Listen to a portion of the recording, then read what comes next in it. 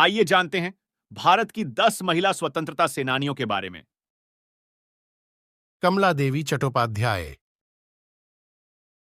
कमला देवी, जिन्होंने महात्मा गांधी से सत्याग्रह में औरतों को शामिल करने की मांग की थी।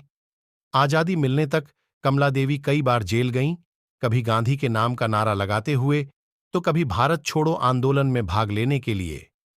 1928 में कमला देवी ऑल इंडिया कांग्रेस कमेटी में सदस्य हुईं। 1936 में कांग्रेस सोशलिस्ट पार्टी की प्रेसिडेंट बनी और 1942 में अखिल भारतीय महिला सम्मेलन की अध्यक्ष हुईं। 2. सरोजिनी नायडू। भारत कोकिला सरोजिनी नायडू भारतीय राष्ट्रीय कांग्रेस की प्रथम महिला अध्यक्ष बनी। इन्होंने समाज की कुरीतियों के खिलाफ महिलाओं को जागरूक किया और लगातार आजादी के आंदोलनों में भाग लेती रहीं।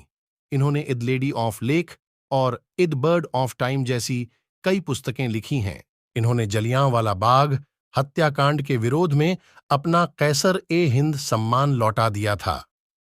सरोजिनी उत्तर प्रदेश की पहली महिला राज्यपाल बनी। 3. भिकाजी कामा। भिकाजी कामा विदेश में भारत का झंडा फहराने वाली पहली महिला थी। उस समय भारत आजाद नहीं हुआ था और भारत के लिए ब्रिटेन का झंडा इस्तेमाल किया जाता था। मैडम कामा को यह बात गवारा नहीं था, इसलिए उन्होंने खुद भारत के लिए एक तिरंगा तैयार किया और उसे फहराया। वे यूरोप के अलग अलग देशों में जाके भारत की स्वतंत्रता के नारे लगाती रहीं। इन्होंने पेरिस इंडियन सोसाइटी की स्थापना की और उसमें अपनी क्रांतिकारी मैगजीन वंदे मातरम निकाली। 4. Annie Besant. एनी बेसेंट का जन्म लंदन में हुआ था, पर 1893 में भारत आने के बाद वे यहीं की होकर रह गई। बेसेंट साल 1917 में भारतीय राष्ट्रीय कांग्रेस की अध्यक्ष भी रहीं। इन्होंने भारत में फैली कुरीतियों के खिलाफ आवाज उठाने के लिए ब्रदर्स ऑफ सर्विस संस्था की स्थापना की और इसकी मदद से बाल विवाह और जातिवाद जैसे मुद्दों की कड़ी आलोचना की। इन्होंने न्यू इंडिया अखबार के जरिए ब्रिटिश सरकार से भारत में सेल्फ रूल की मांग की। 1916 में बेसेंट ने भारत में होम रूल मूवमेंट की शुरुआत की।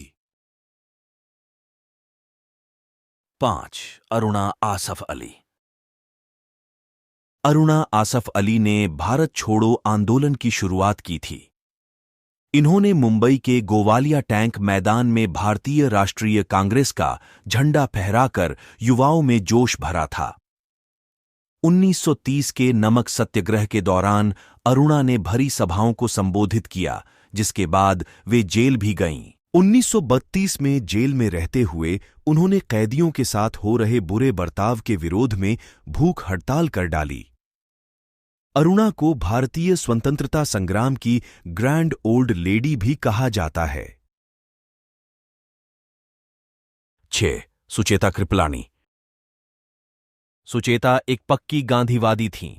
इन्होंने कांग्रेस में महिला विंग की स्थापना की थी। सुचेता ने भारत छोड़ो आंदोलन में अपना भरपूर योगदान दिया और गांधीजी की गैर हाजिरी में अहिंसा का मोर्चा संभाला। इन्हें गिरफ्तार कर लिया गया और 1942 तक जेल में रखा गया।